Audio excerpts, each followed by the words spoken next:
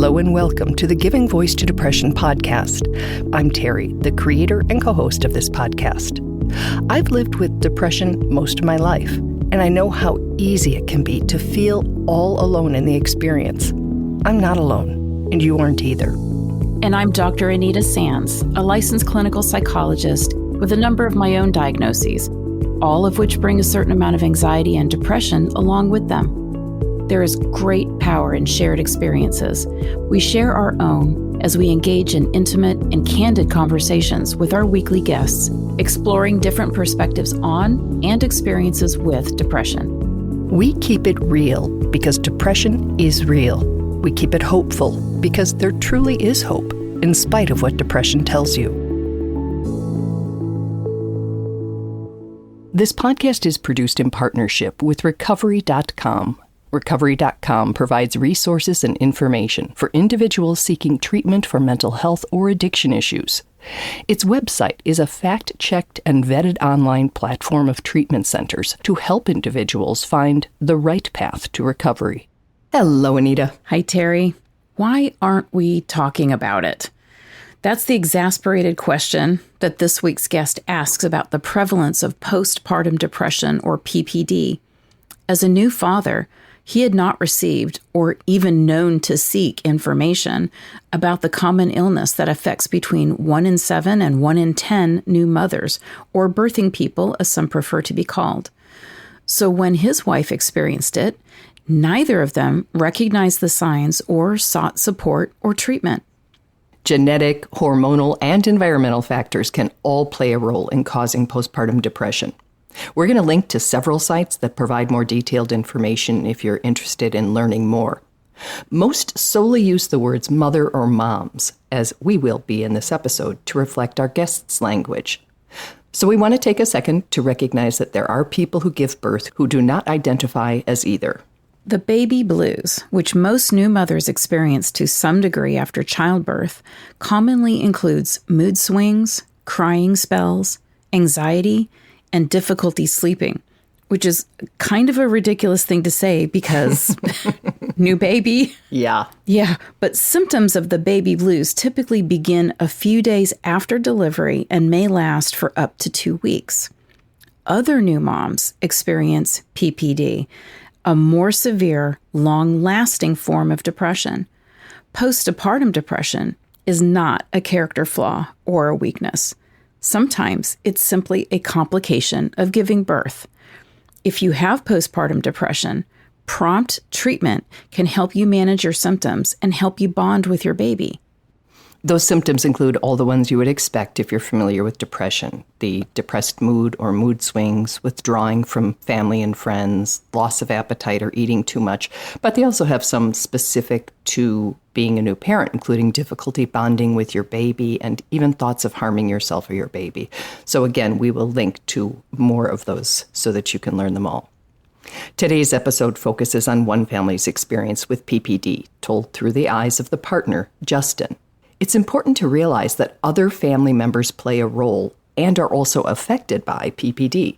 This episode is produced in partnership with Families for Depression Awareness, or FFDA, and made possible by a sponsorship from Sage Therapeutics and Biogen. Stick around for the end of this episode because we have a bonus caregiver tip from Families for Depression Awareness.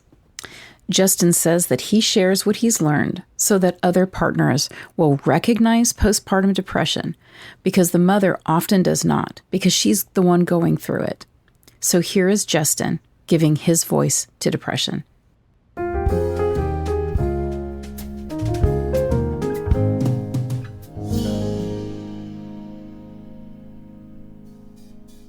Justin and his wife Kristen have 2 children. Kristen experienced PPD after both births, though it was only diagnosed after the second. With the first child, we thought the darkness that she was feeling was just baby blues. And her OBGYN was very brief in that part of the interview process. And postpartum, she did not go into much detail. She's like, oh, that's just normal. And I don't think my wife felt really great about saying the exact thought she was struggling with. It was first time mom. She felt like a terrible person. But looking back, she said, yeah, I was facing really dark thoughts that I wasn't even comfortable telling you about, Justin. Like I didn't want to talk about it with you. And so I think her doctor the first time around just didn't ask deep enough questions and enough to let us realize that my wife was experiencing something different than expected.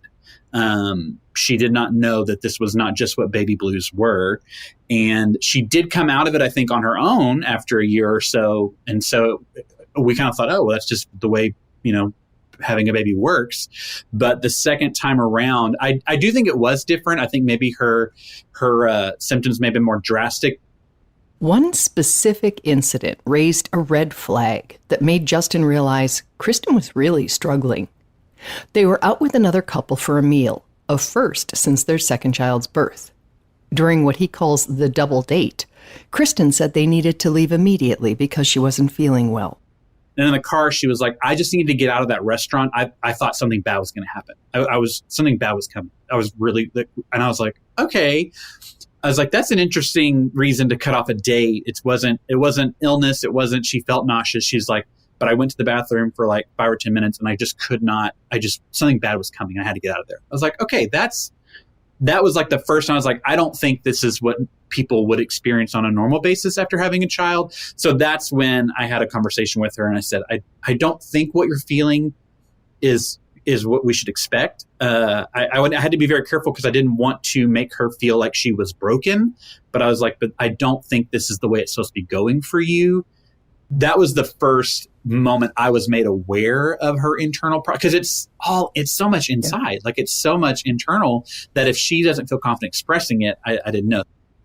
Justin did an interesting thing next. Rather than telling Kristen that she needed to get help or see a therapist, which can be received any number of ways, he offered to be evaluated first.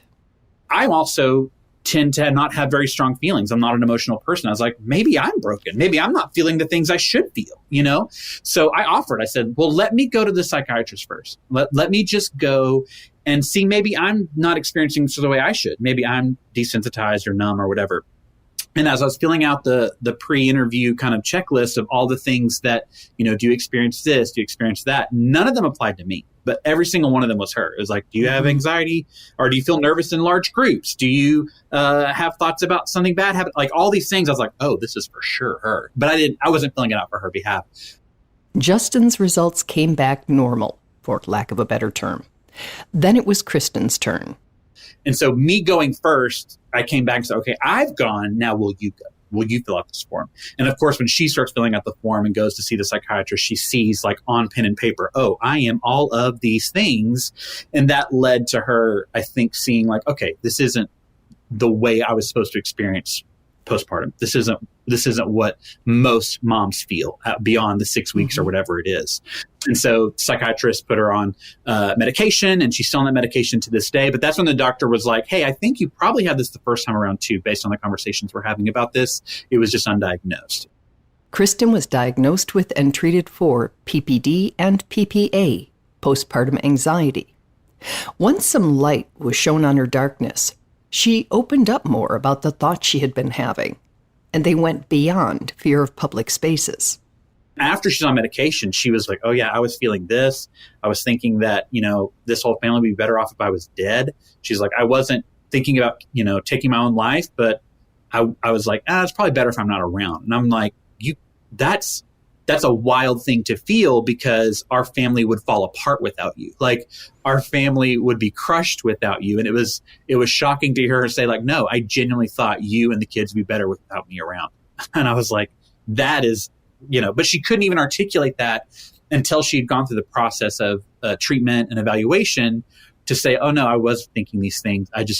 She couldn't say them out loud. And I don't think I knew enough to ask her to be like, hey, really, what are you feeling? Like, really, what are you thinking when you go to sleep at night? I wasn't pressing into those questions because I didn't know to even ask those questions. Right. One of the many reasons Justin, like so many of us, did not know what questions to ask is because people hesitate to share their experiences with mental health disorders, which means we can believe that we're the only ones having these symptoms. which we often don't even recognize as symptoms of an illness. I didn't know, like, hey, what are you thinking? Do you have thoughts that you're scared to tell me? Do you have thoughts that you're scared to say out loud? I didn't ask questions like that. And that's why I want to bring awareness to it for partners so that they do know that a lot of these symptoms are so internal, they're not going to articulate them. Your partner will not say them out loud voluntarily. And you really have to provide the safe space and the diligence to get them to say those things, because they're not going to talk. The doctor at the 6-week or the 2-week checkup is just trying to get you in and out. It's not a safe place to say, well, actually, I feel like my family would be better if I was gone. Like that, it's not coming up. And so I want partners to know that it really is on them to try and extract those thoughts and feelings to help them figure out if it's normal what they're experiencing or if they're going down a more path that needed some assistance from a doctor. Of course, the partners themselves, as well as others in a mother's network, need information on the front end, so they're equipped to provide support if needed. Were you aware or made aware of the possibility of postpartum depression? Had you been educated in any way by doctors? Was it like, I know some symptoms and I'm going to be on alert for them? Going into becoming a dad for the first time, I had no idea what postpartum depression was. I knew that it existed. I'd heard the term. I did not know what the symptoms were, and no one had encouraged me to look up the symptoms. No one had said, hey, you need to be looking out for this for your partner because, one, you're the first line to see this. Like, you are the most intimately connected adult to this person. They can't even see it themselves in a lot of situations. So you're the first clear-headed person that can evaluate. No one told me that. And it wasn't just medical professionals who failed to share needed information. It was other parents as well. And what's frustrating to me is looking back, there are a lot of dads who did know and they didn't say anything. And I'm like, why would you not tell me this? Like, why?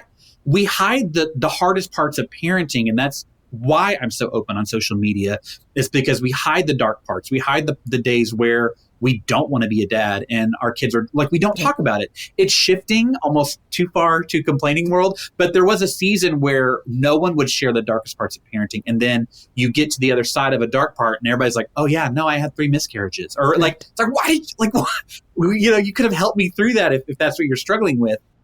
We'll link to resources that list common PPD symptoms. And there are many reliable sources if you do an internet search. Justin says a key one to be mindful of is how long the symptoms last. The big thing for me that I learned was how long these changes happen. Like in the first 2 weeks, everything is chaos for every mom in the history of the world. There is no normal. No matter what you do, it's going to be a difficult struggle for every mom that the hormones are changing.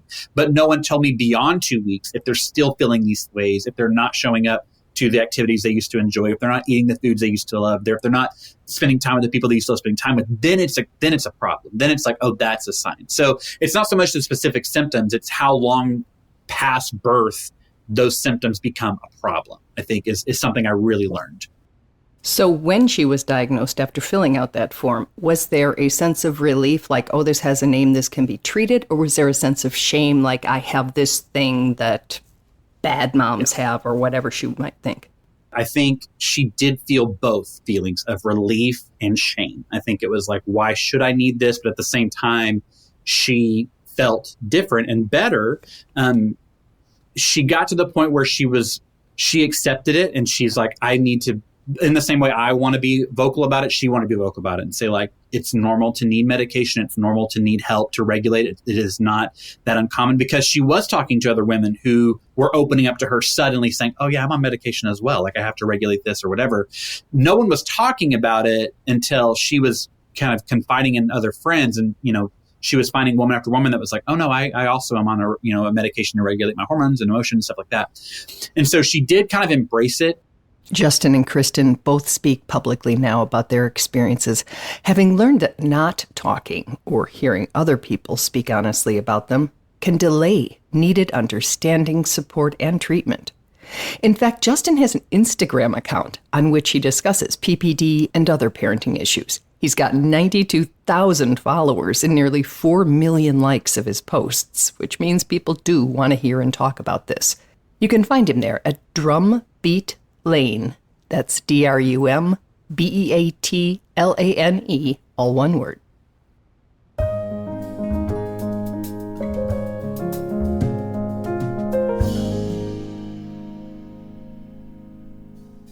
So, Terry, first of all, just wanted to say how impressed I was. Justin really seems to be such a caring and sensitive partner. And I think how he handled, bringing up his concerns was just textbook perfect. He didn't blame, he didn't shame, he didn't criticize. He even volunteered to go to the psychiatrist first, as like an icebreaker to make it easier for his wife. And I just thought that was a really, really beautiful, caring action there. 100%. I would have really appreciated that. Absolutely. Yes. Because when you're in the throes of something like postpartum depression, you really are kind of at the mercy of the people around you, knowing whether what you're feeling and what you're doing is sort of out of the normal range. And I think that's why I'm so glad that Justin is coming forward, because he didn't know. And, for the first pregnancy and first PPD experience that his wife went through, she didn't have any treatment for that. Right. She could have been able to benefit from treatment if they had known what was going on sooner. And I do feel like this does sort of highlight how we do need to do a lot better with women's health and women's mental health, when it comes to how hormones impact mental health, because we've got those transitions of puberty and postpartum and having periods where you can have premenstrual dysphoric disorder. And then there's perimenopause, the transition into menopause. And all of those hormonal transitions have the potential to either kick off for the first time or to aggravate mental health symptoms like depression and anxiety and OCD, even psychosis. So if we could just make sure women and the people who love them know that hormonal transitions are those times that you keep your antenna up and waving around to see whether or not, again, what the person that you love is feeling or going through or exhibiting is kind of out of those normal ranges, so that we can get treatment started as quickly as possible. Great point. And those were definitely, hormonal events were definitely my worst depressions ever. And I did bring that up to Justin. I just said, hey, just keep your eyes open when menopause comes, because it seems so far off when you're young, but, gets there faster than you expect. Absolutely. Before I talked to him, you had asked me to ask him what the most difficult thing was for him in terms of supporting a partner with PPD. And his answer was interesting, because he said the most difficult thing was that first conversation that something just isn't right. And he said he had to be really careful. He wanted to be really careful and very specific. And I'm going to read this quote because I didn't include it in the episode. He said, I think your emotions are real, and I think they're justified. I think they're bigger than I would expect them to be, based on what I'm seeing and talking about with my friends and their partners. Everything you're feeling is a real feeling. I don't think they're unjustified. But the heightened emotions you're having are something odd to me that I would love for you to talk to your doctor about. Again, well handled. Wow. Yeah, I think any time you're going to approach someone to try to say, hey, I think I see something going on, there might be a problem, we might need to get someone else involved, you want to handle it really respectfully, so you don't come at them with your diagnosis already. And you can get very specific about, before the baby was born, I didn't see you, struggling with this or having problems with this or doing this particular thing. It's not then a flaw or a criticism. It's just an observation. It's a caring observation that you're bringing up. It's your body's reaction to birth, and it can happen. And, there's nothing you have done to contribute to it. And there are things you can do to manage it. So those are really important things to know. Right. I also just wonder, what's the impact of people having these emotional, intelligent skill sets for busting stigma? Because, if you know how to handle something because you have the skill set for managing if your friend or your partner is depressed or anxious or whatever, then wouldn't it be so much easier for people just to be who they are without that mask? But without the skill set, I think it's sort of like that pressure to stay in the closet is going to be so much greater because you're actively making people that you care about or that you work with so uncomfortable. So I just see the rise of the skill set of people knowing what to do and how to manage that as something that also would allow people to be more authentic. Take off that damn mask. Yes, absolutely. And before we leave, here's that bonus content we promised with Dr. Valerie Cordero, Co-Executive Director of Families for Depression Awareness. Today's caregiver tip is encourage mom to get screened for postpartum depression. While a screening tool is not a substitute for a professional medical evaluation or diagnosis, it can help mom identify symptoms of postpartum depression and determine how soon she should talk to a healthcare provider. You can access the Edinburgh Postnatal Depression Scale Screening Tool by going to familyaware.org/EPDS. That's familyaware.org/EPDS.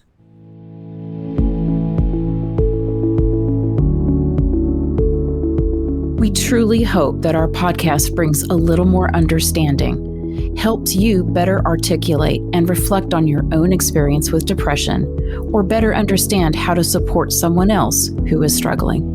If this episode has been of comfort or value to you, know that there are hundreds of others like it in our archive, which you can easily find at our website, givingvoicetodepression.com. And remember, if you're struggling, speak up, even if it's hard. If someone else is struggling, take the time to listen.